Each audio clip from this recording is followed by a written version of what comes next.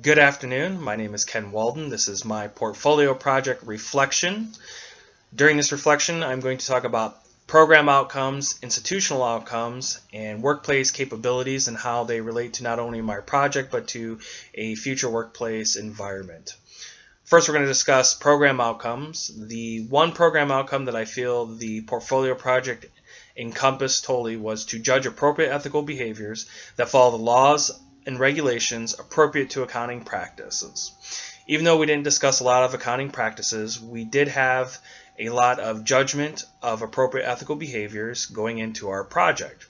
It began with hiring employees, working out a lease agreement, as well as how to treat that employee after they have done you wrong, how you would correct that from ever happening again, taking the problems that that employee caused, and would you or would you not report it to the IRS, as well as finally when the business failed, how you would file bankruptcy to recover your losses and get out of the business. I think the project encompassed all of those judgments on appropriate ethical behaviors and decision making. The institutional outcomes that I feel the project really hit, beginning off with informational literacy and communication. This is being able to locate information that you needed for your project, to properly citing them and leaving a proper reference page for the information that you found. Next, we're going to go into relational learning. I've always wanted to open my own business. I've always wanted to open a bar, maybe not so much a bar and grill, but open a bar. And I feel like this project really opened up that door for me and how I want to do it and what steps I need to do to make that a reality. Going on to thinking abilities, the project itself made you work outside what I would consider working outside the box. I had to think as a owner of a business as well as what I would do in those situations. The peer review and self-evaluation really helped us look at the project, make corrections, take constructive criticism, and make those corrections, as well as self-evaluate how you feel you've done so far.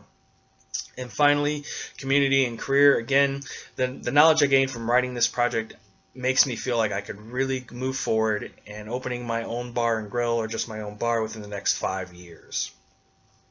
The workplace capabilities that we're going to cover. First one's going to be perseverance. Being able to persevere through everything going on in your personal life, as well as going to school full time and meeting all your deadlines to complete this project.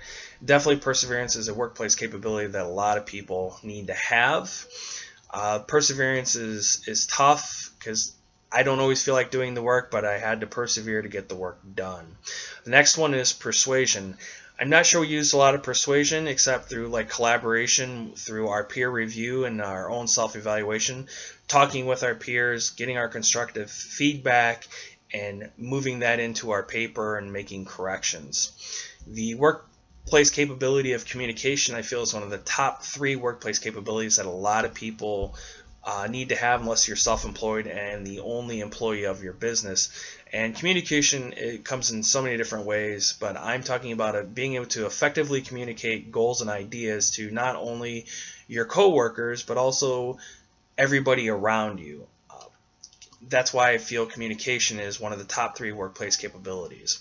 Finally, attitude. Attitude is everything. If you go into doing a project or schoolwork or go into your job and you have a very negative attitude, it's going to spread throughout wherever you're working. I learned a long time ago from a senior non-commissioned officer that false motivation is motivation nonetheless, meaning you can be falsely motivating others and they have no idea you're being falsely motivating them. Motivation spreads like wildfire. I've seen it happen a million times, and that's the only reason I use that analogy. False motivation is motivation nonetheless.